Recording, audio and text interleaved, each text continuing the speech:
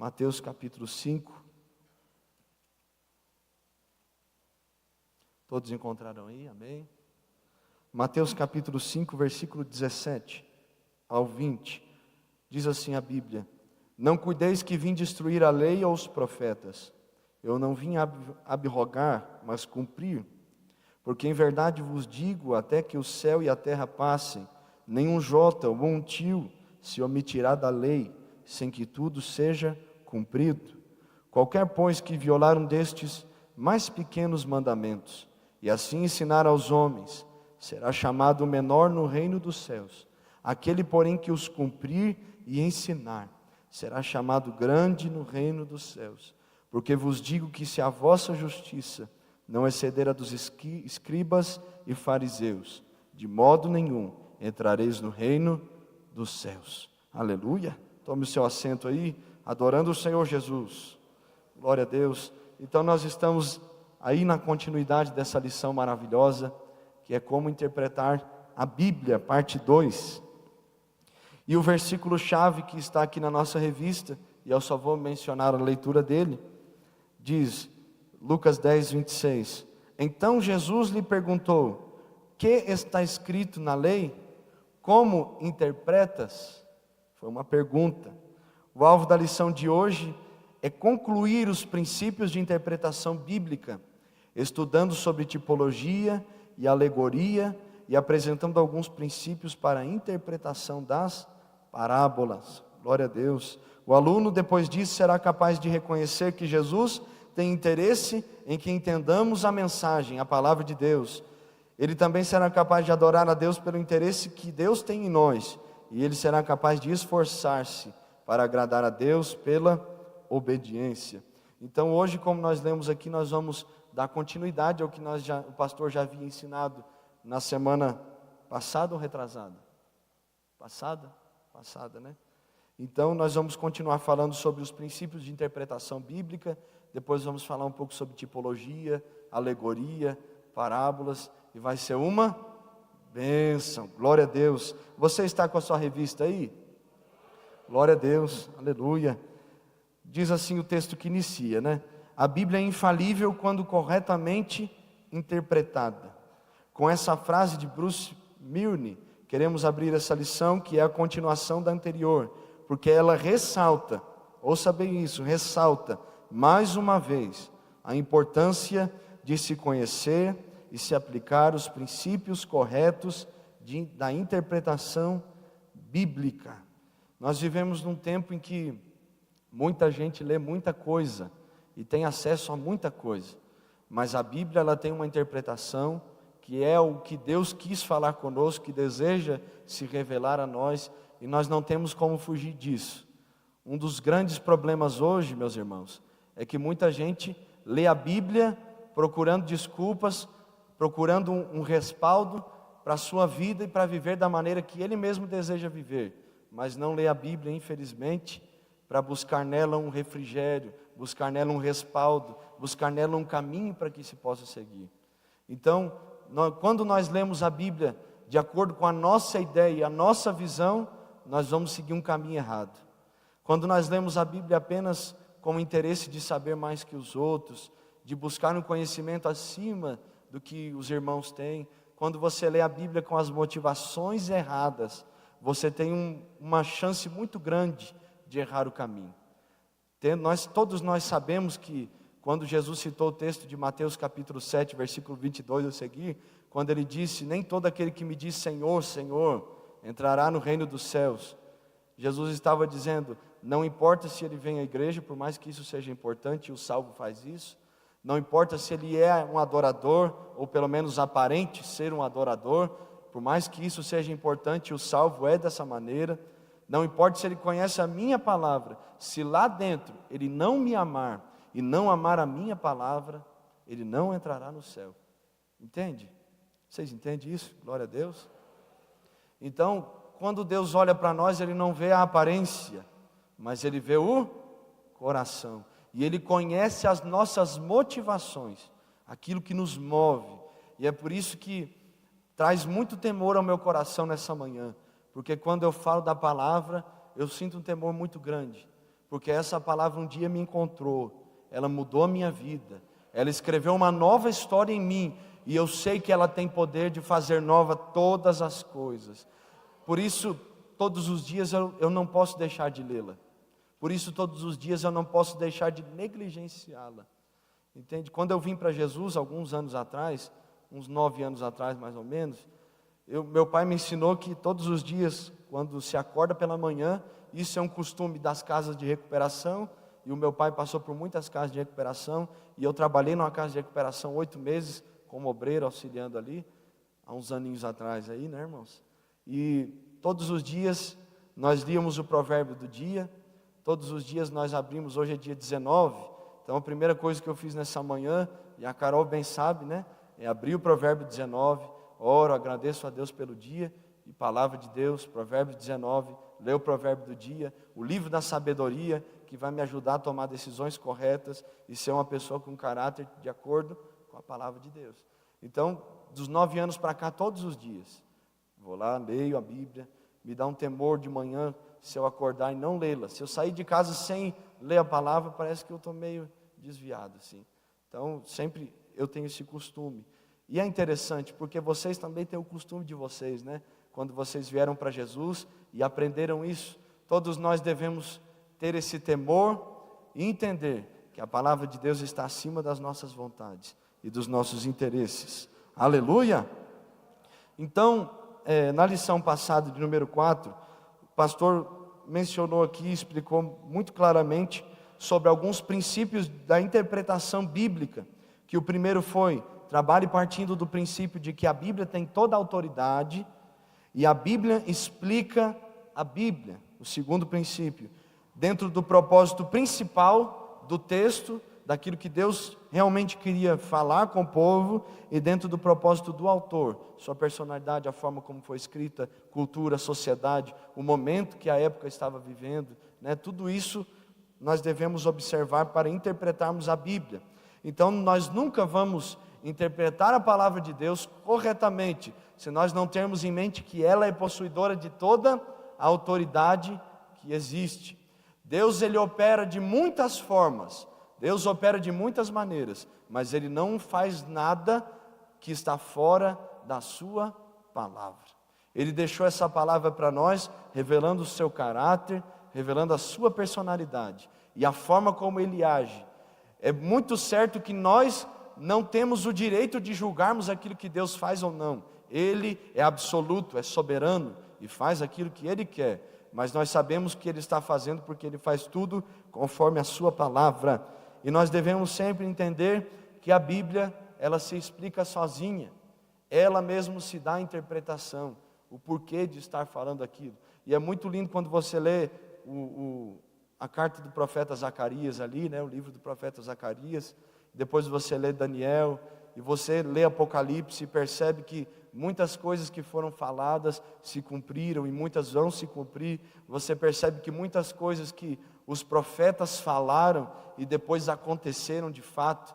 É muito lindo quando você vê que Deus falou e Deus cumpriu.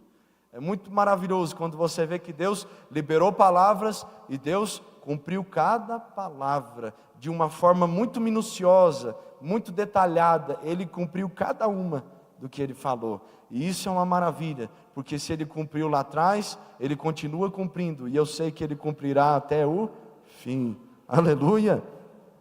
Então, dentro destes princípios de interpretação bíblica, continuando aqui, primeiro, trabalhe partindo de que a Bíblia, ela tem toda a autoridade, e segundo, a Bíblia explica a própria Bíblia. E o terceiro tópico aqui sobre princípios de interpretação bíblica, e eu creio que esse seria, se não o mais importante, um dos mais importantes, é o novo nascimento. O novo nascimento. Não há como alguém entender a palavra, não há como alguém amar a palavra, se essa pessoa não for nascida de novo. O que é o novo nascimento? O novo nascimento é o seu caráter transformado por Cristo. É quando as trevas, elas já não fazem mais parte e não dominam a sua vida. É quando você não é mais dono de si mesmo. É quando você não é mais aquele que está em primeiro lugar no seu coração. Novo nascimento é quando Cristo e somente Cristo está em primeiro lugar no seu coração, em primeiro lugar na sua alma, quando Ele dirige as suas decisões, quando Ele determina o que você pode fazer ou não, por meio da sua palavra, da sua vontade, do seu Espírito. O novo nascimento é quando as suas vontades vão embora e as vontades do céu vêm para nós. O novo nascimento é quando o velho homem é mortificado e o novo homem é regenerado dentro de nós, nos fazendo nova criatura. O novo nascimento é aquilo que a Bíblia diz de fato, que as coisas velhas se passaram e tudo se fez novo. Aquele que mentia, não mente mais. Aquele que roubava, não rouba mais. Aquele que adulterava, não adultera mais. Aquele que olhava para as mulheres, ou aquela que olhava para os homens nas ruas e o cobiçavam, não cobiça mais, mas ele tem o temor. Ele tem o temor da palavra, ele sabe que Deus está em todos os lugares, em todos os momentos e vê todas as coisas. Ele tem o temor. Novo nascimento é quando Deus nos transforma. Quando você tinha uma natureza muito irada, muito difícil, e Ele te transforma a tal ponto das pessoas olharem para você e não acreditarem que você se tornou uma pessoa dominada, calma, tranquila. Não simplesmente uma pessoa que se segura, mas uma pessoa que tem uma natureza transformada pelos céus. Aleluia! Glória a Deus por isso. E nós louvamos o Senhor porque nós conhecemos pessoas que realmente nasceram de novo. Nós conhecemos pessoas que realmente foram transformadas. Não só no nosso meio, mas neste mundo inteiro. Irmãos que viviam uma vida totalmente desviada, afastada de Deus. Mas um dia Cristo os encontrou, os lavou, os salvou. E hoje, por estarem sendo essa nova criatura por meio de Cristo, por causa da sua graça, eles entendem a palavra, amam ela e quando leem, a compreendem. Aleluia! Glória a Deus por isso. E é interessante, a respeito de interpretação bíblica, eu passei por algumas situações, algumas vezes, que pessoas muito mais velhas que eu, muito mais inteligentes que eu, pessoas formadas em faculdades, né? Teve um caso, uma vez que um médico veio perguntar sobre a Bíblia para mim, e eu falei, bem simples, isso, tirou algumas dúvidas, e ele ficava olhando para mim assim, isso pela misericórdia de Deus, porque nós somos só um grão de areia nas mãos dele, né, irmãos? Nós não sabemos nada se ele não nos ensinar e revelar para nós. E ele ficou me olhando, como é que você sabe disso, rapaz? Eu disse, está na Bíblia. Então ele ficou olhando assim, porque ele lia e não entendia. Ele procurava o entendimento, mas não conseguia entender a Bíblia. Aí você pega João 3,16 e explica, porque Deus amou o mundo de tal maneira que entregou o seu Filho unigênito, para que todo aquele que nele acredita, que crê, não morra, mas tenha vida eterna. E aí eu já passei por essas situações. As pessoas muito mais na frente que eu, muito mais inteligentes, não entenderam uma coisa que nós ouvimos aqui e a maioria de nós entendemos. E isso é lindo. Por quê? Porque o novo nascimento não diz respeito ao dinheiro que você tem no seu bolso. O novo nascimento não diz respeito à sua capacidade intelectual. O novo nascimento não diz respeito à sua condição social, a posição social que você ocupa. Não. O novo nascimento diz respeito a você entregar o seu coração, sua mente, sua vida para Jesus e deixar que Ele reine dentro de você. E agora, porque você é uma nova criatura, você lê a palavra, você entende a palavra, você ama a palavra e aí você consegue também ensinar a palavra. Glória a Deus, isso é maravilhoso. Então, a fé salvadora e o Espírito Santo são essenciais para compreendermos e interpretarmos corretamente as Escrituras. Entender e interpretar corretamente as Escrituras não é uma questão de inteligência ou de muita capacidade acadêmica e intelectual, como nós citamos aqui exemplos. Homens cheios de muita letra, mas ausentes do Espírito de Cristo no coração, jamais conseguirão chegar ao verdadeiro significado do texto bíblico. Isto não é iluminação. E uma pergunta fica a nós: e o que é iluminação? É a atuação do Espírito Santo, para fazer com que o leitor possa compreender com clareza o que o escritor tinha em mente quando escreveu o texto bíblico. Não podemos deixar de citar as palavras de Bruce Milne: o Espírito de Deus é santo, portanto o que compreendemos na sua verdade está menos relacionado com a capacidade de nosso cérebro do que com a extensão da nossa obediência. Quando escalamos uma montanha, a nossa visão do horizonte é relacionada com a altura a qual subimos, e não com o equipamento complicado que possuímos. Você se lembra do que Jesus disse a Nicodemos? Tu és mestre em Israel e não compreendes estas coisas? Isso é lindo, porque nós vamos lendo a palavra, e na medida que o Espírito Santo tem liberdade de trabalhar em nós, Ele mesmo vai nos revelando a palavra, vai nos ensinando a respeito dela. E o que nos ajuda bastante também, no final da maioria das Bíblias, tem uma ferramenta que se chama concordância bíblica. E aí você abre o texto e tem uma referência ali, todas as referências que a respeito daquele texto tem na Bíblia, e você pega aquele assunto e começa a olhar um versículo, e o versículo explica o outro versículo, e o Espírito Santo vai falando com você, vai trabalhando, vai te ensinando, vai te envolvendo e vai te mostrando qual é o caminho correto. Aleluia! E eu achei muito interessante esse texto, esse exemplo que o irmão Bruce Milne deu para nós. Quando escalamos uma montanha, a nossa visão do horizonte é relacionada com a altura a qual subimos, e não com o equipamento complicado que possuímos. A grande dificuldade de hoje é que muitos de nós, a maioria de nós temos muita coisa que nós trazemos lá de trás, muitas ferramentas de interpretação, muitas ideias erradas, muitos conceitos, muitos achismos, muitos sofismas. E o que é um sofisma?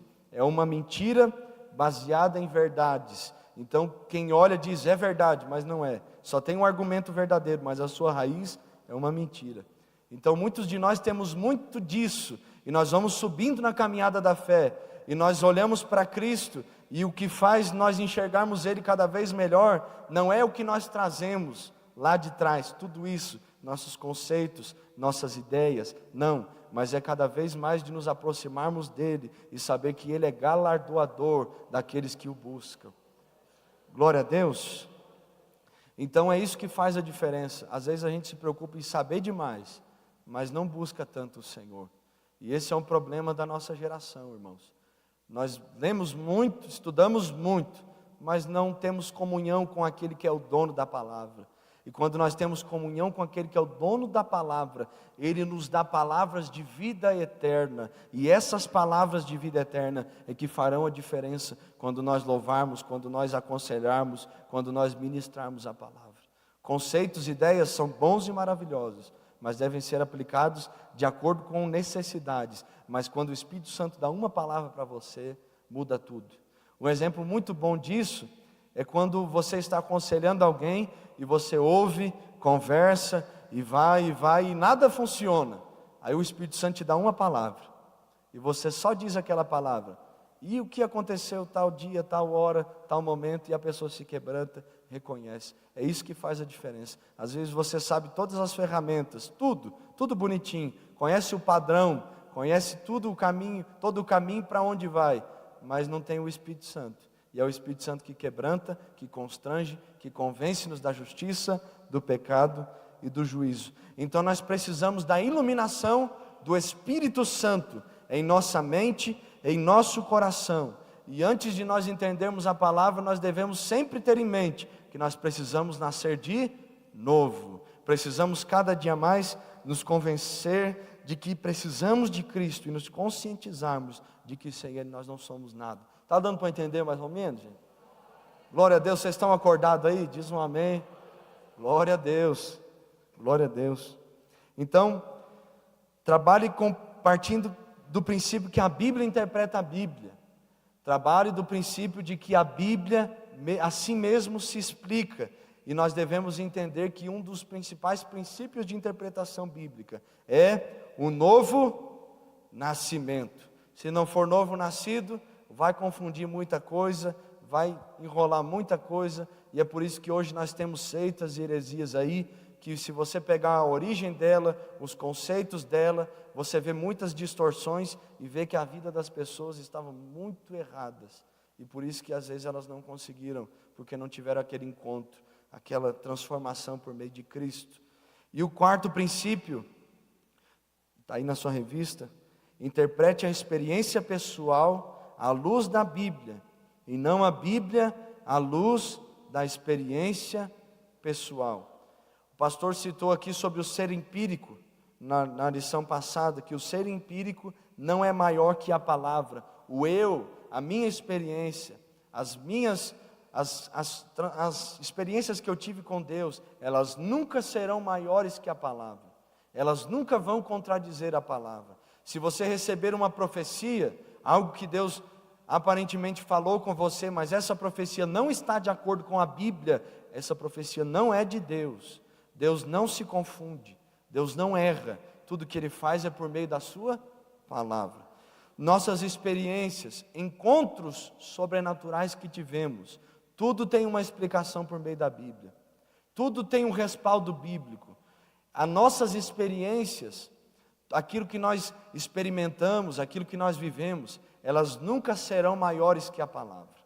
Hoje, infelizmente aqui, eu não vou citar o nome por ética, mas tem alguns escritores que eles colocam as experiências deles nos livros e colocam essas experiências acima da Bíblia, como se aquilo fosse uma doutrina, e é um erro muito grande, porque alguns deles dão até a entender um certo contexto espírita nas experiências que eles têm, como é o caso de alguns livros que alguns irmãos já leram e tiram dúvidas, né? Não sei se pode falar, pastor, o nome. No caso de Rebecca Brown e alguns outros escritores. Então, sempre que você for ler alguns livros assim, observe, leia sempre duvidando, porque é uma experiência pessoal, aquilo não é uma doutrina. Doutrina é a palavra. O que muda a minha vida é a palavra, é ela que liberta. Experiências, testemunhos são maravilhosos, são bons, são maravilhosos, irmãos, nos edificam demais, mas a palavra de Deus é que pode nos fazer novas criaturas. Aleluia. E tem a última frase nesse ponto 4 que diz assim: a Bíblia é a luz maior e a experiência pessoal é a luz menor. Eu já passei por algumas situações que a pessoa foi orar no monte, né, e chegou e disse assim: Deus falou comigo a respeito de você e não sei o que. Eu ouvi com respeito, só que muita coisa não tinha nada a ver com o que a Bíblia diz, e eu fiquei pensando, esse trem está errado, o negócio não está bom não vou receber não. Se for de Deus, amém, mas se não for também, Deus abençoe, fica para lá e eu fico para cá. O que importa é a palavra de Deus, é ela que me salva, e nós sabemos que no último dia nós seremos julgados pela palavra, e é isso que vai fazer a diferença.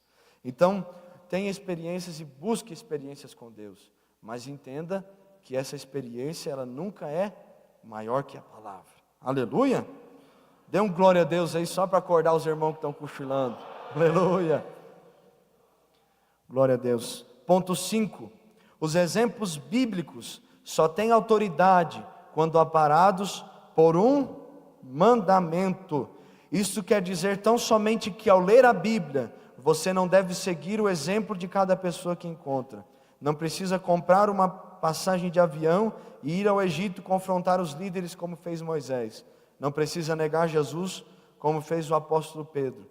Você não está obrigado a seguir qualquer exemplo ou história da Bíblia se não tiver o apoio de um mandamento. Entende? Faça a diferença entre um exemplo e um mandamento. É muito simples. Por exemplo, você vai pegar a história de Sansão. Ele foi um herói da fé, citado em Hebreus capítulo 11, na galeria dos heróis da fé. Mas você vai seguir o exemplo dele de vida? Complicado, porque ele cometeu inúmeros erros. Davi foi um extremo adorador e tocou o coração de Deus. Mas se você for seguir a vida dele, você vai seguir um caminho mau, porque ao longo da trajetória dele houve falhas, houve dificuldades. Então, nós devemos entender que o exemplo bíblico, ele não está acima do que a palavra também diz. O que é isso? A Bíblia diz que nós não devemos adulterar, e nós olhamos para a vida de Davi e sabemos que ele adulterou com Batseba, e aí nós vamos dizer porque Davi adulterou também posso? Não, nós sabemos que a Bíblia condena o adultério. Os mandamentos, os 10 mandamentos, um deles dizem, não adulterarás. O apóstolo Paulo, quando traz a doutrinação da igreja, ele fala sobre fornicação, prostituição, adultério, lascívia, sodomismo, e há uma relação de pecados com esse sentido sexual. Então nós devemos entender, a Bíblia tem uma doutrina, os exemplos bíblicos são bons, são maravilhosos, a forma como Deus agiu, operou, mas nós não devemos seguir muitos deles, porque senão nós vamos estar diante dos problemas da nossa vida, e nós vamos fazer como o povo fez no Egito, na frente do mar, nós vamos murmurar, nós vamos reclamar, e nós sabemos que murmuração não agrada a Deus, entende? Ficou claro essa parte? Aleluia! Então, Deus nos mandou seguir a sua palavra, temos inúmeros exemplos, observe se os exemplos estão de acordo com a palavra, amém, gente? Aleluia! Ponto 6, a escritura tem somente um sentido e deve ser tomado literalmente. Muitas vezes as pessoas questionam a veracidade da Bíblia por 2 motivos. Primeiro, elas colocam em dúvida se a passagem é literal, porque não querem obedecer a passagem, Segundo, preferem interpretar a passagem figurada, porque ela não se enquadra na tendência teológica pré-concebida. Os 2 motivos são carnais e não produzem crescimento espiritual. Há textos cujo significado figurado está muito claro, como acontece em Marcos 9, 42 ao 48. Todavia, mesmo aqui, este inferno é literal, embora o cortar, arrancar, significa crucificar a carne. Então, muita gente pega o texto bíblico, pega esse texto bíblico e quer interpretar ele não de acordo com aquilo que ele está dizendo ali. Por exemplo, Jesus falou, não olhe para uma mulher e não deseje ela com uma intenção impura no seu coração, porque senão você já está adulterando com ela. E aí a pessoa pega aquele texto e quer levar para outro lado, interpretar de outra forma, para poder fazer o quê? Olhar para as mulheres e desejá-las, entende?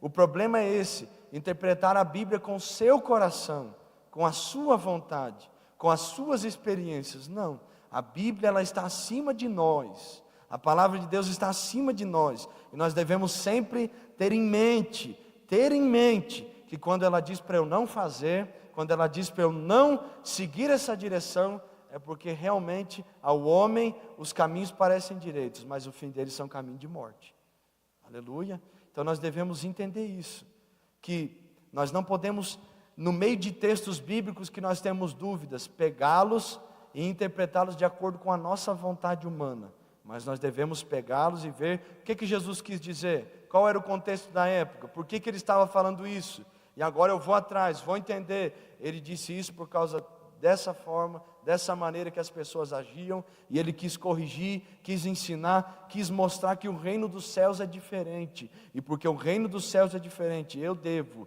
viver uma vida diferente, e não procurar desculpas para cobertar as minhas próprias vontades. Ficou clara essa parte? Aleluia! Interprete as palavras no sentido que tinham no tempo do autor.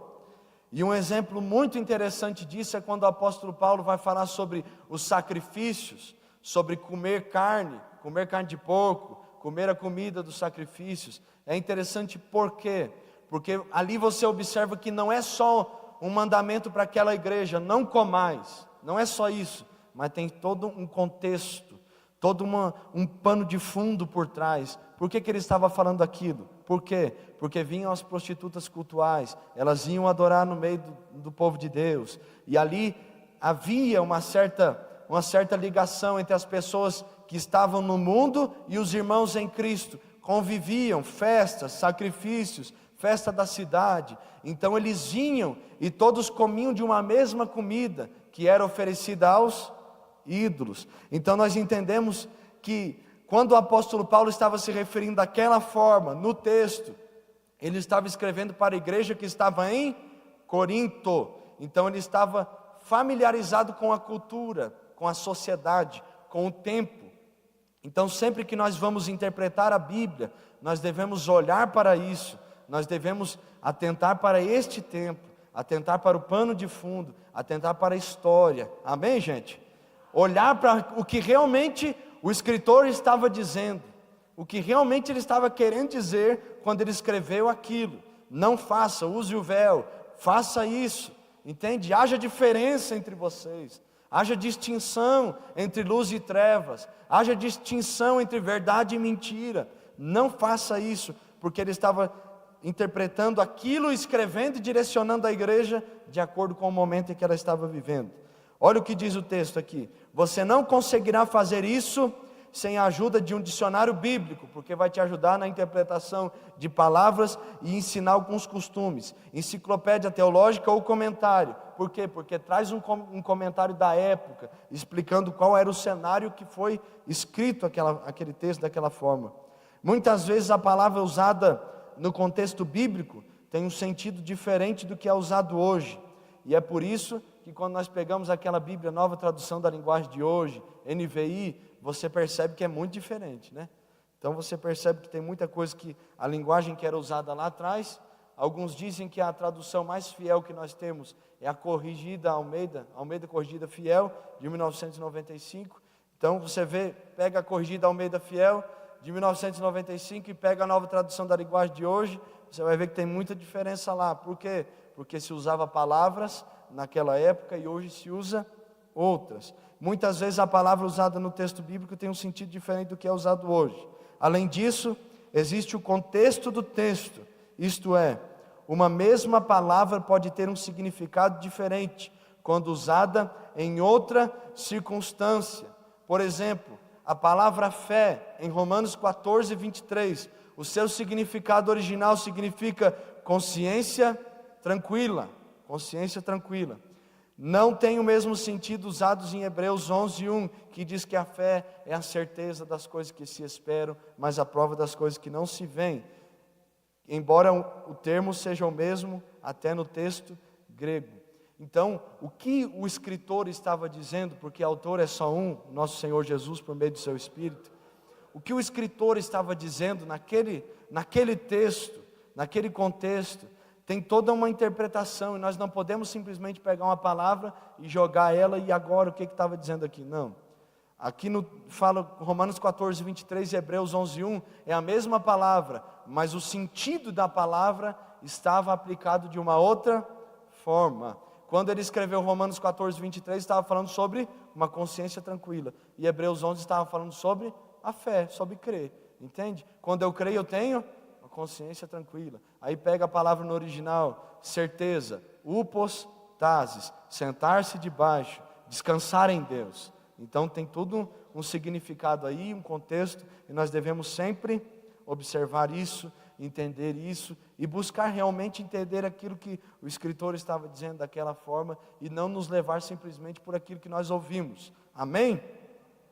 Muita gente não lê a Bíblia, ela escuta as mensagens no culto, e escuta mensagens na internet, ela não lê a Bíblia. A vida dela, biblicamente falando, é fundamentada por aquilo que ela ouve das outras pessoas. E isso também é um erro muito grande que nós devemos evitar. Por quê? Porque nós temos a palavra e nós temos acesso a ela. Entende? Deus nos deu essa palavra para nós lermos ela e nós nos dedicarmos e nos identificarmos com ela. Então nós devemos ir à palavra e não nos acostumarmos a ouvir sermões e palavras. É bom, é maravilhoso, nos edifica, mas o caminho é nós que buscamos, é nós que seguimos. A decisão é nossa, salvação é individual, e nós vamos dar conta por cada momento que nós negligenciamos de leitura. Nós devemos entender isso. Interprete a Escritura dinamicamente. O Espírito de Deus é vivo e Ele usa a sua palavra de acordo com seus grandes objetivos. Lembrou Bruce Milne? Isso significa que a nossa interpretação bíblica precisa construir uma ponte ao século 21 e perguntar: o que este texto significa para a minha vida? Ou o que este texto significa para a igreja de hoje? Este irmão aqui do nome complicado afirmou que a observação e a interpretação sem a aplicação é um aborto. Então você observou o que o escritor diz, você observou o que é o pano de fundo, o que ele estava vivendo e por que Deus falou daquela forma e daquela maneira, mas você fica naquilo, você não aplica. Mas por que Deus me levou a essa palavra? O que Ele quer falar comigo aqui? O que Ele tem para a sua igreja? É complicado. Eu lembro de um pastor uma vez que foi pregar numa vigília e ele falou para mim: Marcelo, eram 2 pregadores na noite e o pregador pregou sobre a cidade de Éfeso. E foi um negócio fantástico, uma aula sobre a geografia de Éfeso, mas não tinha nada a ver com o momento, porque ele falou sobre como eram as ruas, sobre como era a cultura, sobre como era o lugar, o que o apóstolo que chegou lá, o apóstolo Paulo enfrentou quando esteve lá, mas ele não aplicou. E o que adianta? Eu saber que a rua era melhor que a outra, que a cidade era mais bonita ou era mais feia, mas o que adianta? O que Deus quer falar comigo? O que Ele tem para mim? Então nós temos que ter essa consciência, senão a gente vai viver uma vida meio vazia do Evangelho. Por quê? O apóstolo Paulo foi em Éfeso, pregou, salvou, nós conhecemos a história, mas o que Deus quer falar conosco hoje? Ele deixou uma carta, um escrito, para aquela igreja, para aquela época, mas o que Deus quer falar conosco hoje? Ele deixou essa carta também para nós, Ele deixou essa palavra também para nós. O que Ele quer falar para mim? O que Ele tem para o Marcelo, que vive no século 21, na cidade de Anápolis? O que Ele tem para o Helder, que vive no século 21, que mora na cidade de Anápolis? O que Ele tem para os irmãos que moram lá no Mato Grosso, que moram em Porto Alegre, que estão lá em Portugal? O que Ele quer falar para nós? Entende? Às vezes a gente conhece muito, mas aplica pouco. Sabe todos os mandamentos, conhece tudo, mas uma coisa te falta: pratica, aplica, vende tudo que tens. Foi isso que Jesus falou ao jovem rico: você sabe muito, você conhece muito, você sabe os mandamentos, vive eles, mas falta uma coisa: você tem que aplicá-los. Agora você vende tudo, vem e me segue. Entende? Eu sei que eu devo amar o meu irmão, eu sei que eu devo ter comunhão com você, mas aí eu não tenho. Eu sei, mas eu não aplico. Eu sei, mas eu não vivo. Isso se chama o quê? Hipocrisia. Porque conhece tudo, mas não vive. Entende? É complicado. Por quê? Nós vivemos um tempo que as pessoas querem as informações, elas querem os conceitos teológicos, ela quer algo novo da palavra, mas muitas vezes, a maioria das vezes, Deus quer falar de uma forma simples. Não é? Eu lembro de quantos cultos que o irmão foi lá, pregou, não entendi nada. Aí vinha um parente meu lá, o seu Vitorino: irmãos, porque Jesus quer abençoar. E ele sempre termina assim as frases. E uma vez ele apontou o dedo para a igreja e disse: Jesus falou comigo que ele vai vir buscar a sua igreja. Irmãos, uma glória caiu assim, ó. E eu fiquei pensando: gente, mas o irmão sabia tudo da Bíblia, lá da palavra, sabia tudo, mas não aconteceu nada. E o irmão Vitorino: Jesus abençoe. E a mesma oração sempre, simplicidade, trabalhando sempre na agricultura lá, não conhecia muito, não sabia nem ler direito, mas quando ele falava Jesus, tinha um respaldo de glória, porque não conhecia muito, mas aplicava o pouco que conhecia. Aleluia. Isso produz temor no nosso coração. Li a Bíblia, e agora? Tem gente também que: não, Deus vai falar comigo. Aí abre assim: cortar a cabeça de João Batista. Não, Jesus, o senhor errou aqui, não deu certo não. Eu chamo isso de macumba evangélica. É uma macumba evangélica. Quer ler a Bíblia? Porque quem lê a Bíblia e tem a prática de lê-la, você sabe aonde você abre. Entende? Então, Deus quer falar comigo. Eu vou abrir aqui Mateus 5, mais ou menos, que eu sei onde é que é. Então, vai ser uma coisa mais light, né? Entende?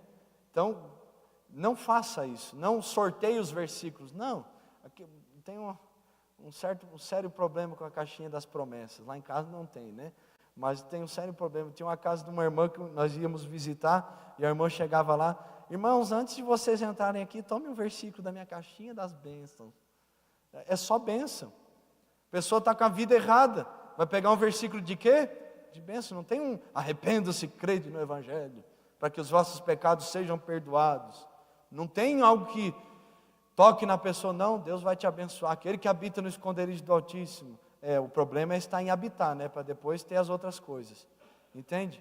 Então, quando nós realmente amamos a palavra e desejamos vivê-la, nós não vamos abri-la sequencialmente, não, Senhor, fala comigo. Não, eu vou lê-la todos os dias. Eu vou ter um plano de estudo de leitura bíblica. Eu vou ler, eu vou estudar, eu vou me aplicar. E muita gente pergunta para mim: como é que você lê a Bíblia, irmão Marcelo? A primeira vez que eu li a Bíblia, eu li ela, o Novo Testamento, que tinham me instruído assim, e depois o Antigo. Aí depois eu comecei a ler de Mateus a Judas, deixei o Apocalipse, que é um pouquinho mais difícil de interpretar, e depois eu li o Antigo Testamento, de Gênesis a Malaquias, e depois eu li o Apocalipse. Ficou mais fácil de eu entender, né? Então, eu sempre aconselho assim. Então nós devemos sempre ler os textos, interpretar o pano de fundo, ver o contexto bíblico, o que Jesus estava falando, o que ele estava dizendo, por que ele estava falando daquela forma, mas o que ele quer falar comigo hoje? O que ele quer falar para mim? Entende? Outra coisa que dá um sério problema é que a gente está com o costume de ler a Bíblia assim, né? Pega a palavra, essa palavra não é para mim não, é para você, é para o irmão. Lembrei do meu marido que me enfezou o dia inteiro hoje, então o pastor pregou, é para ele. Não, a palavra foi chamada para nós lermos para nós, ela voltada para nós. Não, o pastor pregou, o irmão pregou, a irmã pregou, é para mim, eu recebo, eu creio. Tem um texto de Hebreus muito interessante que diz: irmãos, nós não podemos rejeitar a palavra que nós temos ouvido, antes nós devemos ainda mais dar crédito a ela. Então, Deus, Ele não deseja que nós venhamos somente a conhecer a sua palavra, mas Ele deseja que nós venhamos aplicá-la nas nossas vidas. O exemplo que eu usei antes: eu conheço o irmão, estou aqui, sei que devo amá-lo, sei que devo respeitá-lo, mas não faço assim. Sei que falar mal do irmão é errado, é pecado, é murmuração, é fofoca, é falso testemunho, mas mesmo assim eu vou lá e falo. É complicado, porque diante daquele que tudo vê, nós não temos desculpas. Além de o falar, ele nos julga pelo pensar mal. Isso traz temor no nosso coração. Ele não vê só o falar, ele vê o pensar. Ele conhece os nossos corações. E é terrivelmente maravilhoso, porque Ele nos conhece tanto para nos perdoar e mudar a nossa vida, se houver arrependimento em nós, quanto Ele nos conhece para nos julgar. E Ele pode nos julgar. Ele é o justo juiz. Ele pode nos julgar. Ele nos deixou Sua palavra. Nós não temos desculpas. O que nós devemos entender é que nós precisamos muitas vezes parar de falar e começar a viver. Parar de querer entender muita coisa e viver pouco. Gente que quer entender muita coisa e quer conhecer e quer saber muita coisa da vida dos outros, das coisas dos outros, da vida do irmão. Gente que procura muita coisa, acaba encontrando muitas portas. E quem acha muitas portas dificilmente entra pela porta estreita, porque tem muitas opções, sabe demais. E porque sabe demais, ele mesmo se guia, não precisa de Jesus.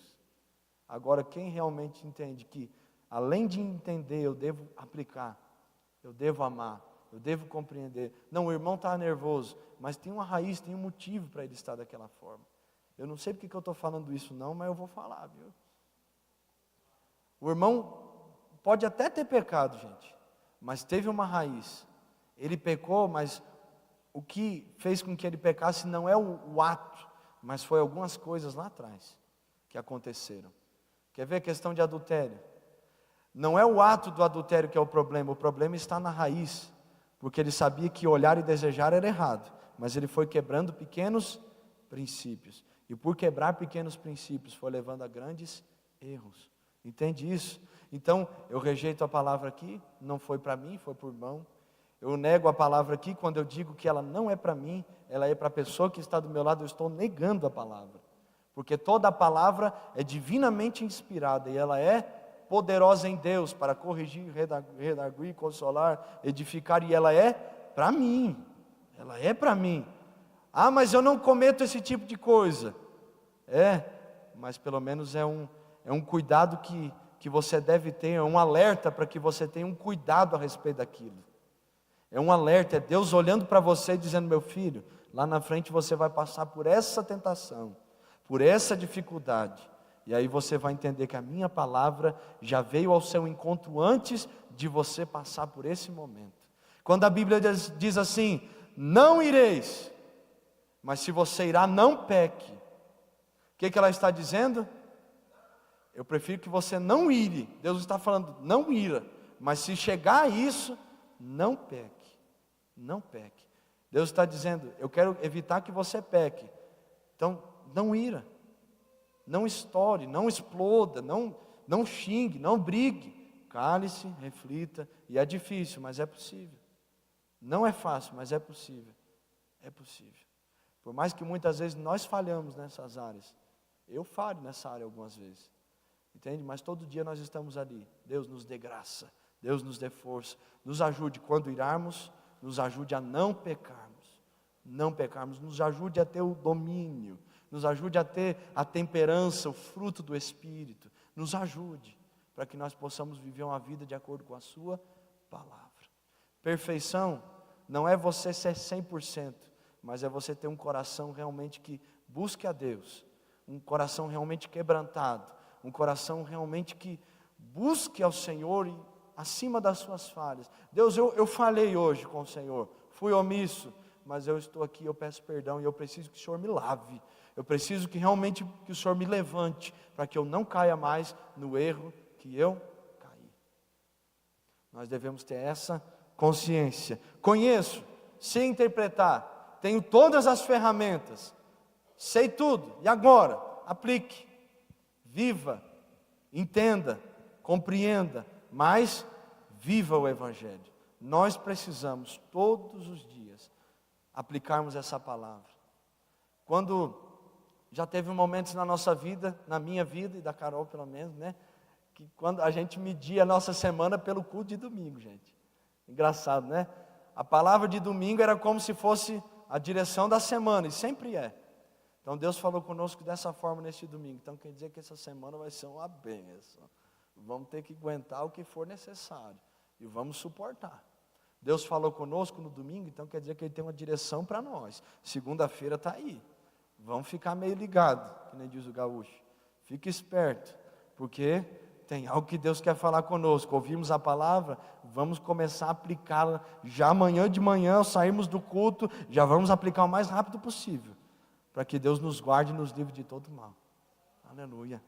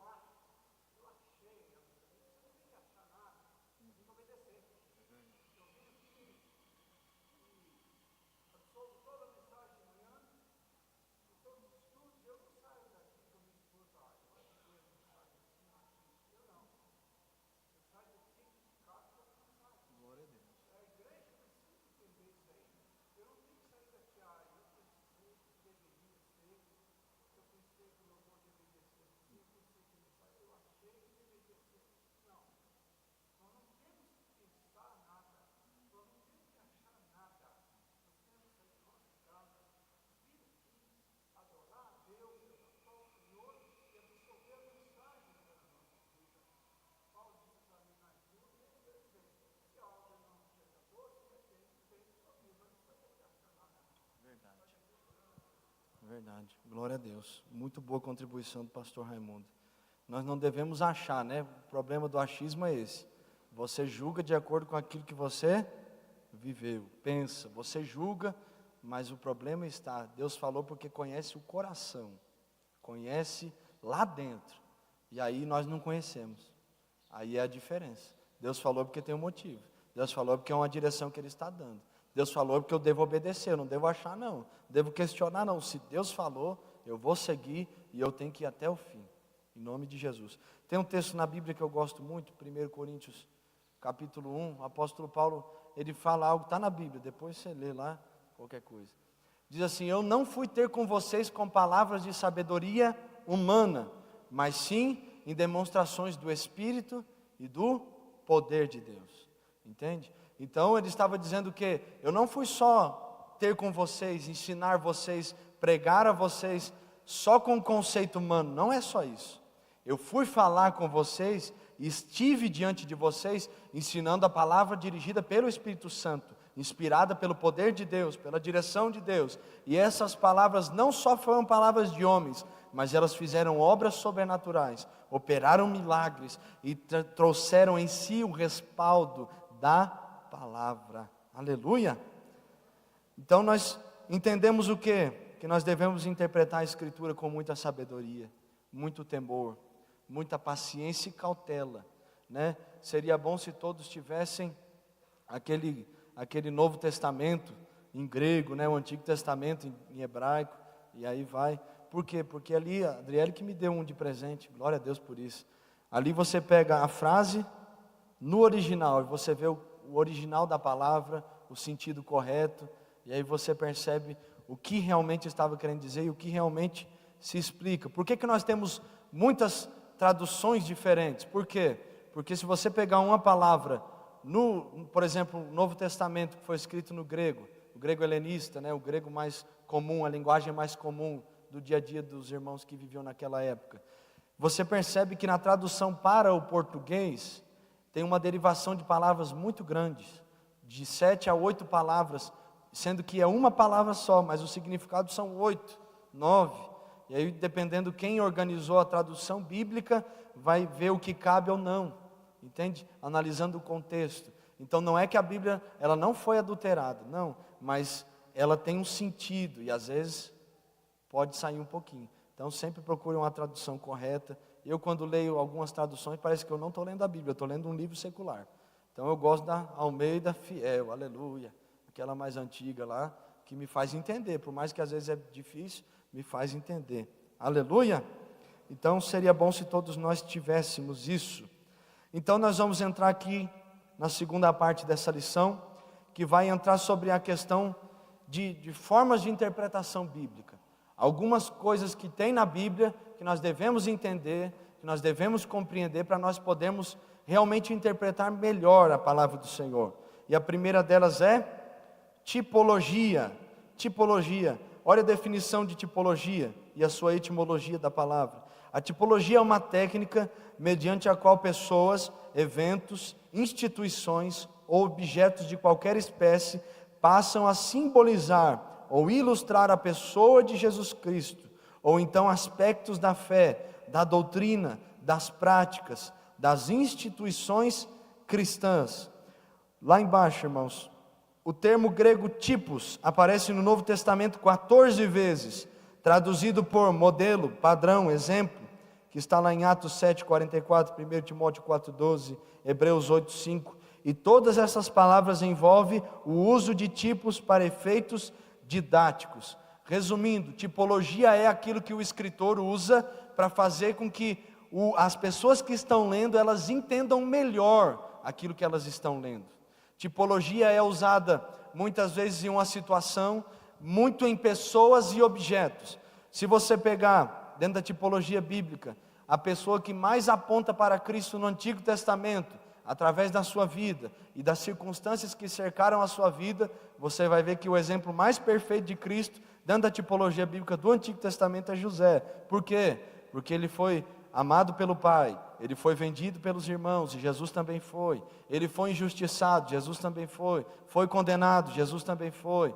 Ele foi preso, Jesus também foi. E aí entra, ele foi honrado, Jesus também foi honrado. Ele não matou, ele não se vingou dos seus irmãos, Jesus também não se vingou dos seus irmãos. Ele amou os irmãos, Jesus também amou os irmãos. Por mais que foi injustiçado ambos, eles amaram, entendeu? Deus os exaltou, Jesus também foi exaltado. Começou aos 30 anos, Jesus, José, 30 anos, e aí vai, entende? Ele não condenou seus irmãos e os desprezou, mas ele acolheu os irmãos, ele deu morada para os irmãos, ele amou os irmãos e recebeu os irmãos. E Jesus também fez isso com nós. Ele não nos jogou fora, Ele não nos condenou, por mais que nós éramos os culpados. Ele nos disse que prepararia um lugar para nós e nos levaria para este lugar, entende? Isso é uma questão de tipologia, entende? Então José é o exemplo mais perfeito de Jesus, dentro da tipologia bíblica no Antigo Testamento. Se você pegar, o pastor, ele citou esse exemplo, a questão do livro de Levíticos, que muita gente não entende, porque é uma questão que Deus deu, mas tudo ali tem um significado, a cortina, as colunas, o templo, a disposição dos utensílios dentro do templo. Se você observar dentro da figura do templo, do lugar santo, do átrio, lugar santíssimo, você vai perceber o quê? Que as disposições dos utensílios dentro do templo, a mesa da proposição, o altar e tal, os pães, tudo, o formato dessa disposição é um formato de cruz, você olhando de cima. Então você percebe que tudo tem um significado. Por quê? Porque eles iam e sacrificavam o animal no templo, eles iam e sacrificavam o animal naquele lugar, em cima daqueles utensílios eles derramavam sangue. Então tudo tem uma simbologia, tudo tem uma tipologia ali na Bíblia, tem um porquê. Porque Jesus morreu aonde? Na cruz. Ele era o Cordeiro, Ele foi para aquela cruz, se entregou por nós, e o seu sangue vertido naquela cruz nos perdoa, nos purifica de todo o pecado. Por que as cortinas do templo, elas tinham, a maioria da predominância maior das suas cores eram azuis? Por quê? Porque a cor azul fala da natureza celestial, fala do que vem do céu, e aí você vai observando cada coisa, tem uma coisa, e dentro das matérias de teologia, o que fala muito sobre isso é a cristologia, que vai apontar para Cristo. Tudo tem um porquê, tudo tem um motivo. Por que o apóstolo Paulo vai usar a figura de Jesus como segundo Adão? E aí vai várias questões que nós já vamos entrar aí, amém? Então é muito interessante, porque tudo tem um porquê na Bíblia. Deus não deixou nada na Bíblia para nós sem um motivo. Olha as características dos tipos bíblicos, dentro da tipologia bíblica. Primeiro, todos eles estão alicerçados na história e na revelação sagrada. Mateus 12:40, a Bíblia diz: pois como Jonas esteve 3 dias no ventre da baleia, assim estará o Filho do Homem 3 dias e 3 noites no seio da terra. O que Jesus estava dizendo aqui? Que Jonas foi engolido pelo peixe e apontava para os 3 dias em que Jesus ficaria sepultado. Assim como, era uma comparação. Então o que ele estava dizendo? Do mesmo tipo que Jonas ficou 3 dias no ventre da baleia, o Filho do Homem estará 3 dias no seio da terra. Então isso é uma tipologia bíblica. Depois ali B, são proféticos.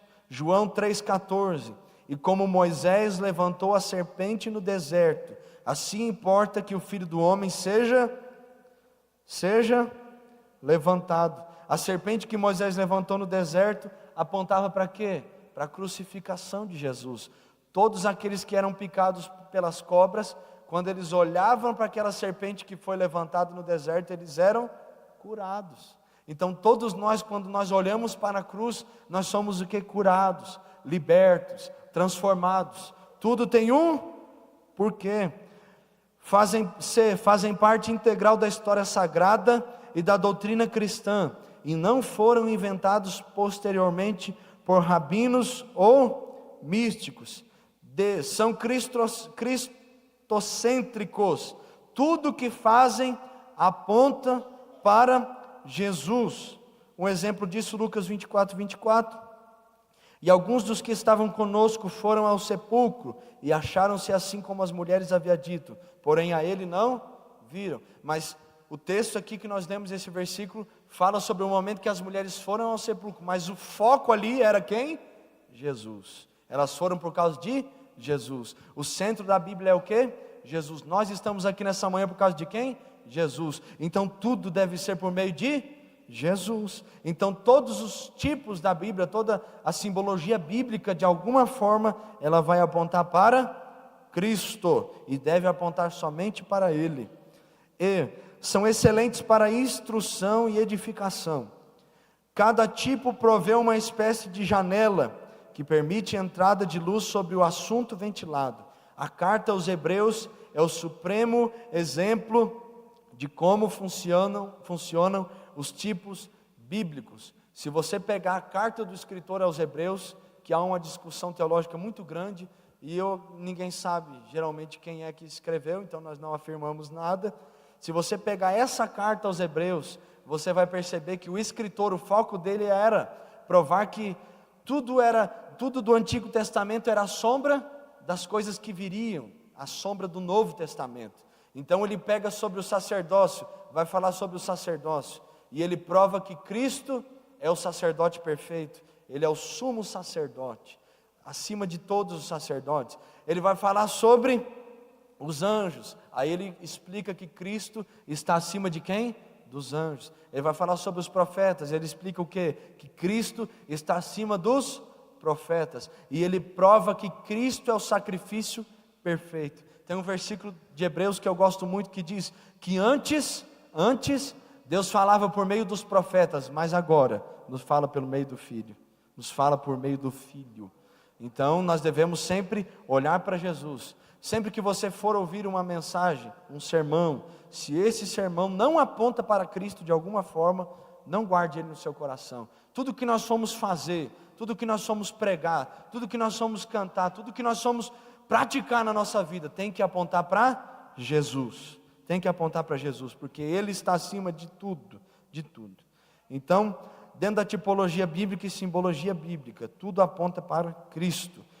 Exemplos bíblicos disso: na verdade, o Antigo Testamento é usado como uma espécie de tesouro, de onde são extraídas todas as formas de antecipações de Cristo, de sua igreja ou de sua doutrina, mediante pessoas ou coisas que são usadas simbolicamente. Vejamos alguns exemplos. Primeiro, Cristo tornou-se o segundo e último Adão. Aí você vai ver o apóstolo Paulo em Romanos capítulo 5, vamos ler? Romanos 5, abra sua Bíblia comigo aí. Mateus, Marcos, Lucas, João, Atos, Romanos, antes de 1 e 2 Coríntios. Romanos capítulo 5, versículo 12. Todos acharam aí, amém?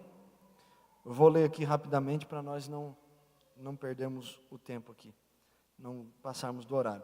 Pelo que, como por um homem entrou o pecado no mundo, e pelo pecado a morte, assim também a morte passou a todos os homens, por isso que todos pecaram. Porque até a lei estava o pecado no mundo, mas o pecado não é imputado, não havendo lei. No entanto, a morte reinou desde Adão até Moisés, até sobre aqueles que não pecaram à semelhança da transgressão de Adão, o qual é a figura daquele que havia de vir. Então Adão estava anunciando alguém que viria, o homem perfeito. Mas não é assim o dom gratuito como a ofensa.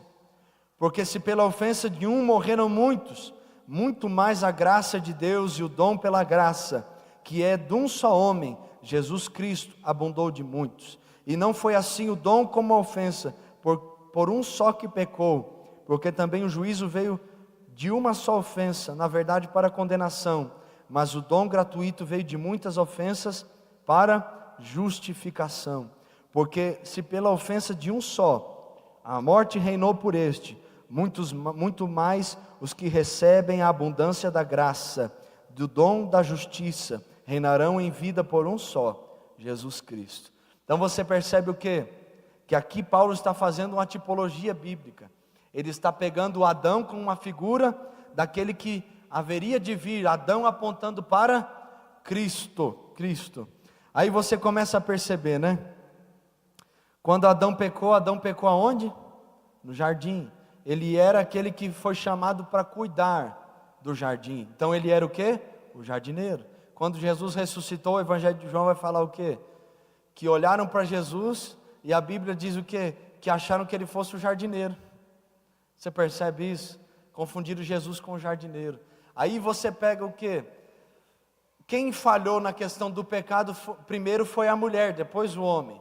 E aí você percebe quem foi os primeiros que encontraram Jesus foram as mulheres. Depois que ele ressuscitou, nós lemos aqui Lucas 24, que o relato como foi dito pelas mulheres. Então as mulheres encontraram Jesus primeiro. Então a condenação veio por meio de uma mulher, mas a redenção também veio por meio das mulheres. A notícia se espalhou. Entende? Tudo tem um porquê.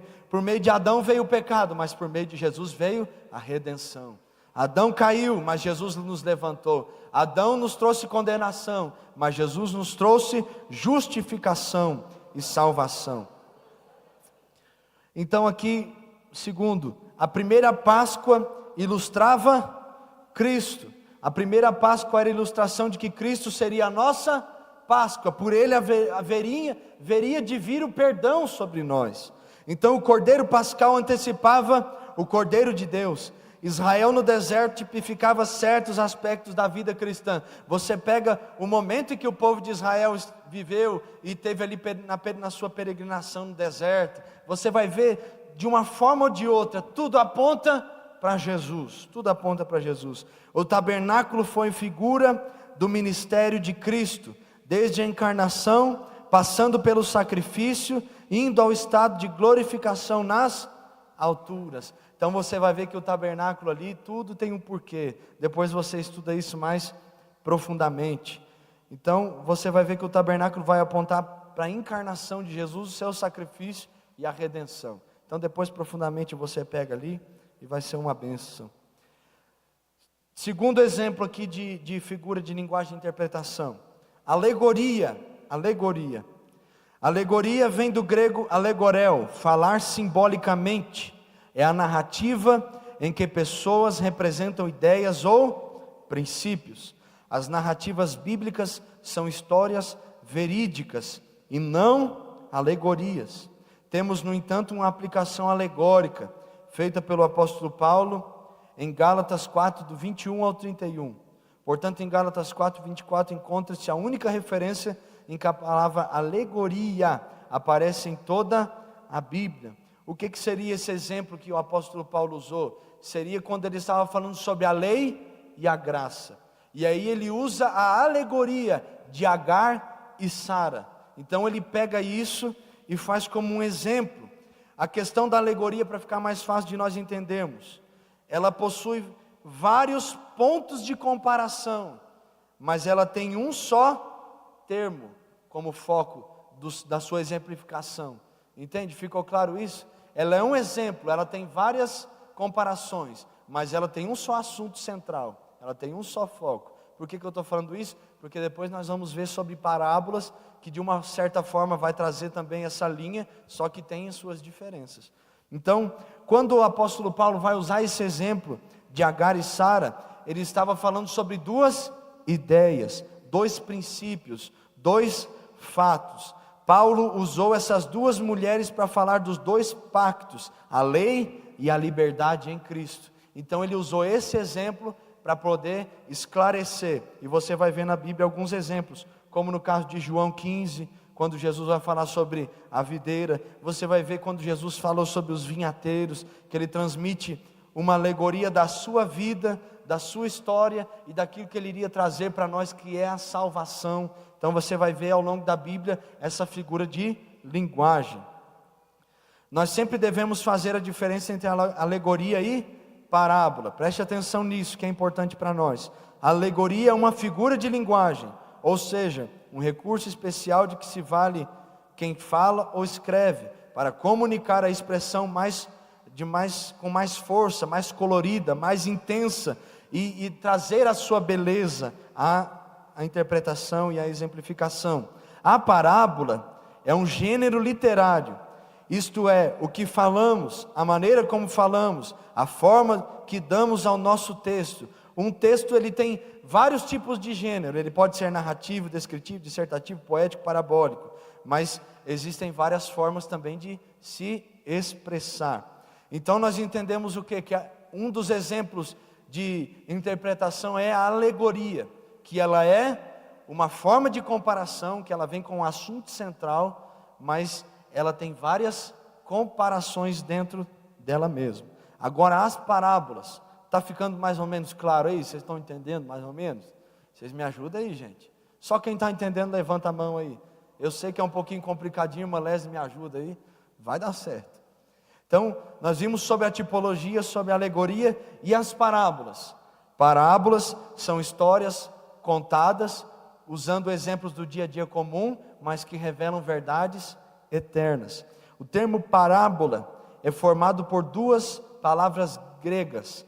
Para, que significa ao lado de, e balo, que significa jogar e colocar, cujo significado literal é colocar lado a lado com, manter ao lado de, comparar. Então a parábola, ela vai trazer exatamente isso, é uma comparação, é algo que a pessoa que conta uma parábola, no caso aqui que nós estamos mais familiarizados, Jesus contando uma parábola, usando uma história comum do dia a dia, fazendo as suas comparações, uma história diária, do dia a dia das pessoas que eram os seus ouvintes, que estavam ouvindo a ele, mas ele estava fazendo aquilo, contando aquela história para revelar uma verdade eterna. Ele estava usando uma história comum para trazer um sentido eterno, para que aquelas pessoas entendessem aquilo que ele estava querendo dizer, porque Jesus, ele é o maior ensinador da história, o nosso maior mestre. E é interessante porque a Bíblia diz, Jesus disse, ninguém chameis de mestre, há um só mestre e Senhor, entende? Ele é o nosso mestre, ele sabe nos ensinar.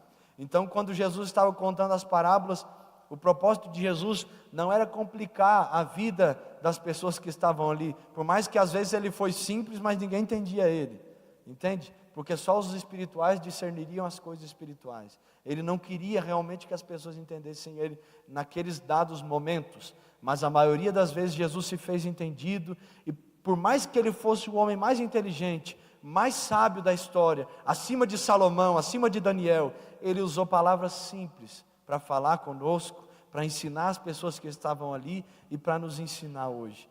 Então, há quem diga que um grande ensinador não é aquele que sabe todas as palavras e usa palavras difíceis e bonitas, mas é aquele que sabe olhar para uma criança e ensinar a criança a palavra. Por que a criança? Porque você tem que usar as palavras mais simples, palavras do dia a dia, para que ela possa entender. Então eu olho para Jesus e eu vejo esse ensinador perfeito. Ele sabe nos ensinar. Então Jesus, ele sabia nos ensinar e ele usou essas figuras, essa tipologia, para quê? Para ensinar um povo que já estava familiarizado com a cultura judaica, o que era aquilo, por que foi daquela forma, e o que representava, ensinando que ele era o cumprimento de tudo aquilo. Por que ele usou, o apóstolo Paulo usou alegoria? Porque ele queria se fazer entendido. Ele queria que os irmãos lá da igreja da Galácia, que hoje, dentro da geografia bíblica, seria atualmente a região da França, ele queria que os irmãos entendessem ele. Entendesse, porque uma vez entendendo, é possível aplicar aquilo que nós entendemos. No caso aqui, quando Paulo fala sobre lei e graça, ele estava dizendo, vocês começaram no Espírito, mas vão terminar na carne. Vocês vão permitir que as pessoas levem vocês de novo a anular o sacrifício de Cristo, por causa das tradições, por causa da circuncisão, por causa do não comer, por causa do não fazer, por causa do guardar o sábado. Vocês de novo estão crucificando o Filho de Deus. Então ele usa essa figura, Agar e Sara, para poder se fazer entendido para aqueles irmãos, aquele povo.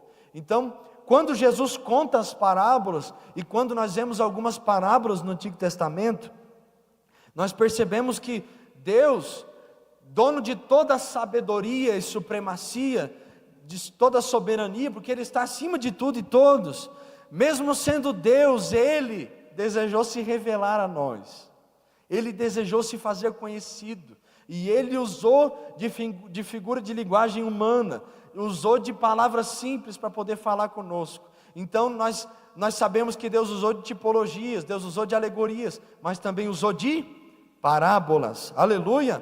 Vocês estão comigo aí? Dormiram não? Aleluia! Vamos lá, vamos perseverar. Aleluia! Então nós sabemos que parábola significa o quê? Uma comparação que na verdade não é como a alegoria, porque a alegoria usa um termo, um assunto, e aí traz as suas comparações, mas a parábola, a diferença dela é o quê? Elas são vários termos e várias comparações dentro de um mesmo texto, uma mesma explicação. Glória a Deus. Então a parábola é um gênero literário que formalmente consiste de uma história típica, tirada da realidade cotidiana do ouvinte, que lhe oferece um exemplo de comportamento ao qual deve reagir.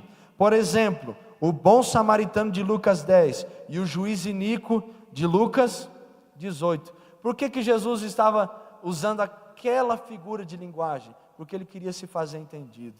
E aí fica uma pergunta para nós, dentro do contexto, se pergunta para Jesus, qual é o maior mandamento? Amarás o Senhor teu Deus, amarás o Senhor teu Deus de todo o teu coração, alma, entendimento, e ao teu próximo como a ti mesmo. Aí ficou aquela pergunta, quem é o próximo? Aí Jesus olhou para eles e ele falou sobre o bom samaritano, aquela palavra maravilhosa que Jesus disse. E por que ele usou o bom samaritano? Quem estava perguntando para ele era um mestre da lei, e os judeus não se davam com os samaritanos, porque os samaritanos eram judeus que se casaram com pessoas de outros povos, outras nações, e Deus havia dito que não era para casar com outros povos, outras nações. Não deem os vossos filhos para que tenham aliança com outros povos, para que vocês não tenham os deuses estranhos dentro do meio de vocês. E aí nós conhecemos. Então os samaritanos eram o fruto da aliança do povo de Deus com o povo que não era de Deus, do mundo, que adoravam os outros deuses. Então os judeus não se davam com os samaritanos. E aí Jesus pegou o exemplo de um samaritano, de um sacerdote, de um levita, e colocou no meio para falar de amor. Então o que é o amor? Vamos trazer para os nossos dias de hoje. O que é amar o próximo? É quando o pastor da igreja passa lá, aí você vai longe. É quando o irmão que toca no grupo de louvor, o diácono passa lá, tem alguém caído, mas ele não atende, não está lá, ele não estende a mão, ele não cuida. Entende, gente? Aí o que seria o bom samaritano? O irmão que nós julgamos que é o pecador, que é o miserável da igreja, que não tem nada, que nunca vai chegar a lugar nenhum. Aí ele vai lá, o que ele faz? O que é o amor?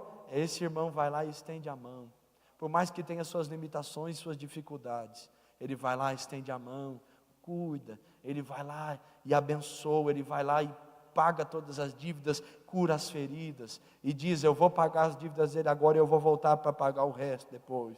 Entende, gente? É uma história que Jesus usou para poder ensinar o que era o amor.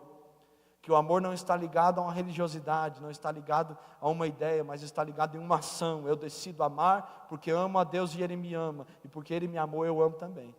Aleluia, aleluia. Então a gente percebe que Jesus se fez entendido usando essas histórias simples, e que a gente não precisa complicar tudo, a gente pode ser simples, né, gente? A gente pode ser mais simples. Então, as parábolas de Jesus, nós estamos no tópico 4, né? Definição, letra B. As parábolas de Jesus são uma forma concreta e dramática da linguagem teológica que forma o ouvinte a reagir. Elas revelam a natureza do reino de Deus, e indicam como um filho do reino deve agir e no que deve crer. Segundo Kenneth Bale, ele define no seu livro Edições de Vida Nova. Então, quando Jesus ele vai falar sobre as parábolas, ele traz para o lado pessoal, ele traz para o lado prático da vida cristã, porque naquela época nós sabemos que quem ensinava lá era quem? O sacerdote, o escriba. Então eles explicavam a lei da forma deles, colocavam, como Jesus disse, mais peso, mais carga, coisas que nem eles conseguiam cumprir, eles colocavam sobre as pessoas. E quando Jesus veio, Jesus foi totalmente o oposto. Ele fez com que a mensagem do Evangelho fosse entendida, e ele tirou a carga pesada dos ombros e colocou o fardo dele que é leve. Aleluia, isso é lindo demais. Ponto 2, como interpretar as parábolas?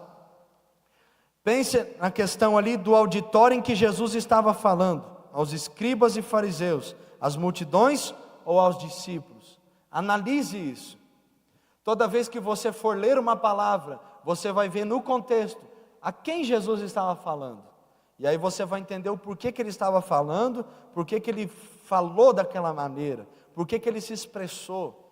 Quando eu imagino essas coisas, eu imagino lá, né? Olhando para Jesus, olhando nos olhos dele, Eu imagino o público que estava à minha volta. Quando a Bíblia diz que é muita gente, eu imagino muita gente. Quando a Bíblia diz que eram só os discípulos, eu imagino a forma como Jesus se expressou quando havia somente os 12. E eu tento imaginar o público, né? O nosso Jesus reagindo mediante afrontas, a perguntas capciosas que aconteceram muitas vezes dentro dos relatos bíblicos, muito especificamente a respeito de tradições do sábado, porque os judeus prezam muito pelo sábado, e Jesus, quando ele veio, ele diz: eu sou maior que o sábado. Aí pronto, né? Aí causou um conflito, e aí Jesus, como ele reagiu. Então, quando nós lemos uma parábola, por exemplo, do filho pródigo, da ovelha perdida, da dracma perdida, a quem Jesus estava falando? A quem ele estava se referindo? Por que ele falou daquela maneira? Qual era o ponto principal daquela parábola? E aí você começa a ver e a entender por que ele falou daquela forma. A respeito dessa parábola do filho pródigo, tem um livro muito bom mesmo, que ajuda muito a entender essa parábola e o real sentido dela, que é o livro do Timothy Keller, que é o Deus Pródigo. Leia esse livro, irmãos. Leia esse livro, é muito bom mesmo. Então, essas parábolas, quando Jesus contou elas, ele queria que nós vivêssemos isso. Ele trouxe para o nosso dia a dia, trouxe aquilo que era difícil. Então, todas as vezes que nós queremos interpretá-las, nós devemos observar o quê?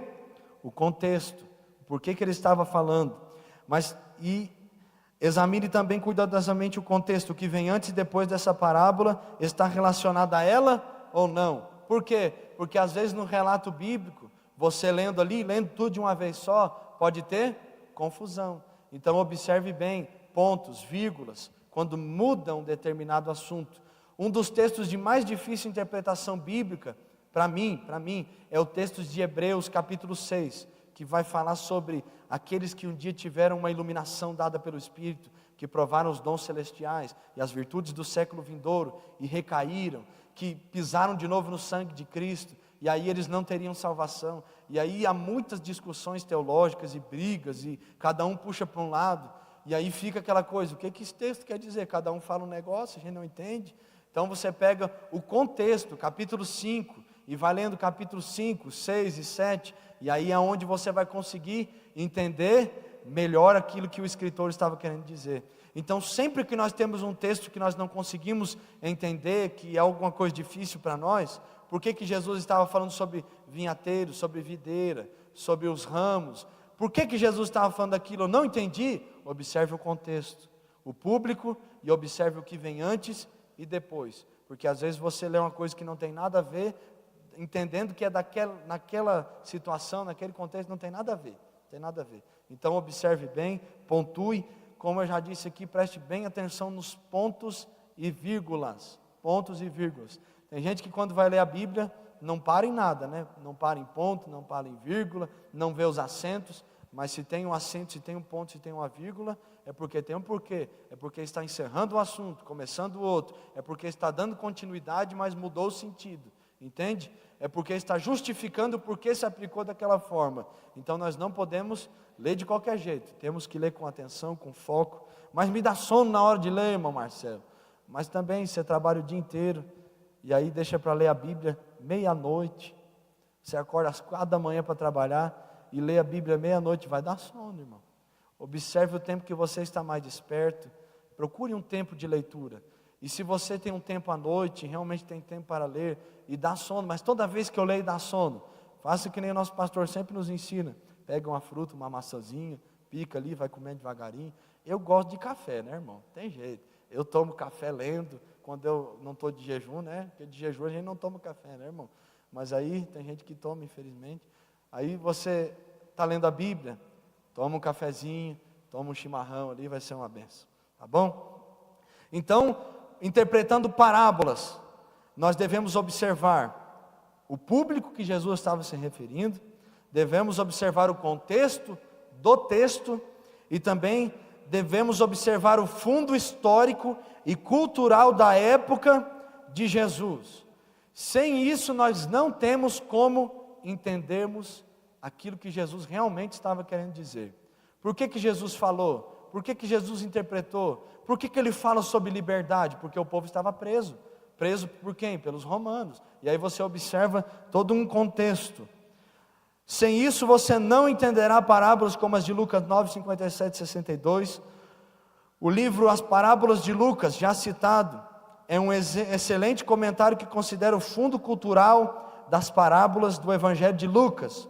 Serve de exemplo para demonstrar a importância de se conhecer a influência que a cultura exerce sobre o aspecto teológico ou doutrinário da parábola. Ou seja, o contexto cultural, a forma de vida que eles viviam ali, influencia na escrita. Por quê? Porque eles estavam escrevendo para o público que eles viviam. Então tem um porquê de eles escreverem daquela forma. Tem um porquê de Joel escrever sobre o gafanhoto daquela forma, daquela maneira. Tem um porquê de Oséias usar o livro de Oséias, ter aquela linguagem. Tem um porquê.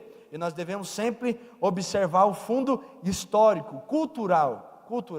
No Antigo Testamento você observa, principalmente no livro de Oséias, por que Deus falou daquela forma, usando a vida, usando o casamento? Por que Deus falou daquela maneira, com aquelas palavras? Mas foi muito duro, irmão, não sei o que. Usou a vida do irmão Oséias para casar com Gomer, teve 3 filhos, Loami, Loruama, Jezreel, e aí cada filho tem um significado. Por que Deus falou daquela forma? Por quê? Observe o contexto. Eles tinham dinheiro, eles eram ricos, mas eles eram vazios de Deus, e aí Deus usou aquilo. Por quê? Porque todas as vezes que Gomer, que era a esposa do profeta Oséias, ela saía de casa, Deus falava com o povo: Israel deixou a mim, eu, o marido perfeito, e foi atrás dos seus amantes. Queriam dinheiro, mas os seus amantes a abandonaram. E aí o profeta fazia o quê? Ela voltava a se prostituir. O homem de Deus, dirigido por Deus, ia lá e buscava a esposa de volta. E Deus estava dizendo: mas ainda que vocês virem as costas para mim, eu posso restaurar vocês, eu posso amar vocês, eu ainda desejo ter uma aliança com vocês. Então tudo tem um porquê, um contexto. Tudo tem um porquê, e nós devemos sempre observar isso, Nós devemos basear nossa vida de interpretação em aplicação do texto, o porquê que Jesus estava falando daquela forma, o contexto, para quem, como, onde, porquê. Então sempre buscar isso. Nesse aspecto nós devemos ser curiosos, para entender o que Jesus estava dizendo. Amém? Amém? Por exemplo, aqui nós temos na nossa lição: por que Jesus escolheu uma viúva batendo a porta de um juiz iníquo, para ensinar sobre o dever de orar sempre e nunca esmorecer? Por quê? Aí faz a gente pensar: por que ao lado do fariseu no templo para a oração estava um publicano? Por que na parábola do amor ao próximo o bom mocinho é um samaritano e não o sacerdote ou levita? Por quê? Por que Jesus usou a figura da viúva? Porque a viúva na época de Jesus era desprezada. É por isso que Tiago, em 1, 22, 27, está na Bíblia, está lá naquele contexto do capítulo 1, ele vai dizer que a religião verdadeira para Deus é cuidar dos órfãos e das viúvas. Por quê? Porque eles eram desprezados, e os juízes na época não queriam atendê-la. Então, por mais que fosse desprezado, por mais que fosse julgado pela sociedade, ela estava lá, ela bateu, ela insistiu, até que o juiz julgasse a causa dela. E Jesus faz um paralelo aí: nós devemos orar, por mais que nós achemos que nós não vamos ser respondidos, nós devemos insistir, nós devemos perseverar, nós devemos ir até o fim, para que Ele nos atenda. Aleluia. Por que no lado dentro do templo, do lado do fariseu, tinha um publicano? Porque os fariseus não gostavam dos publicanos, e eles estavam dentro do templo. E Jesus, quando nos vai ensinar a orar, Ele usa a figura de 2 pessoas que não se gostam, 2 pessoas, e aí Ele ensina aquele fariseu como era a oração verdadeira, que era com sinceridade, com amor, com arrependimento, com constrangimento no seu coração. Então, por que na parábola do amor ao próximo o bom mocinho é o samaritano e não o sacerdote ou o levita? Como nós já falamos aqui. Por quê? Porque eles não se davam. Jesus queria ensinar o que era amor. Olha o que diz aqui: determine qual a única decisão ou reação o auditório original foi levado a tomar quando ela originalmente foi contada. Quando Jesus explicou o significado, qual foi a reação? Observe isso. Procure o ponto central da parábola. Todas elas têm o foco, o assunto. Por quê? Preste atenção ao prólogo e ao epílogo, ou seja, como a parábola começa e como ela termina. Tem um porquê, especialmente ali na parábola do filho pródigo. O filho foi embora, aí voltou, e o outro estava fora da casa do pai. É um mistério. Então observe, se atente qual é o ponto central, e depois você vai perceber que quando Jesus realmente quis se referir ao filho pródigo, ele estava se referindo aos dois filhos que estavam perdidos, não só ao que estava fora, e nem só ao que estava dentro, mas os dois, as duas formas de sairmos da presença de Deus, que é de irmos para o mundo e de estarmos dentro da sua casa, o servirmos, mas não termos o nosso coração voltado para Ele. Então ele se referiu aos fariseus e aos pecadores. Então observe bem esse contexto. Interprete todos os termos ou palavras da parábola. Preste atenção nos verbos. Por exemplo, o que significa molestar em Lucas 18:5? O que quer dizer passar de largo em Lucas 10:31 e 32? Observe os verbos, a palavra central, chave, o que caracteriza, os advérbios, o que traz ali a caracterização do verbo. Observe bem e vai ser uma bênção. Aí entra essas questões. Por que Jesus, ao falar sobre misericórdia, usou o samaritano? Nós já falamos aqui, observe bem isso. Por que Jesus usou a figura de uma dracma perdida para ensinar sobre a necessidade de se buscar o perdido? Por quê? Atente para os detalhes, atente para os objetivos do que Jesus queria realmente dizer. Observe bem, leia o texto com o coração puro, com o coração voltado. E sempre que você for ler a Bíblia, sempre que você for ler a palavra, ore antes. Peça ao Espírito Santo, ilumina minha mente, ilumina o meu coração e me ajude a entender o que eu estou lendo. Então hoje nós falamos sobre a continuidade daquilo da lição passada, que o pastor já havia falado, a respeito de como interpretar o texto. E hoje nós aprendemos um pouquinho sobre tipologia, alegoria e parábolas. Concluindo então, a interpretação bíblica é uma tarefa para Deus deseja que todos os homens cheguem ao pleno conhecimento da verdade. 1 Timóteo 2,4. E certamente eles não farão isto sem manejar bem a palavra da verdade. 2 Timóteo 2,15. Portanto, os princípios de interpretação bíblica são essenciais para a compreensão das Escrituras. A partir de agora, aplique-os em seus estudos bíblicos e em muitas coisas que você antes não entendia. E essas coisas começarão a ficar mais claras para nós. Bons estudos bíblicos, está dizendo ali, né?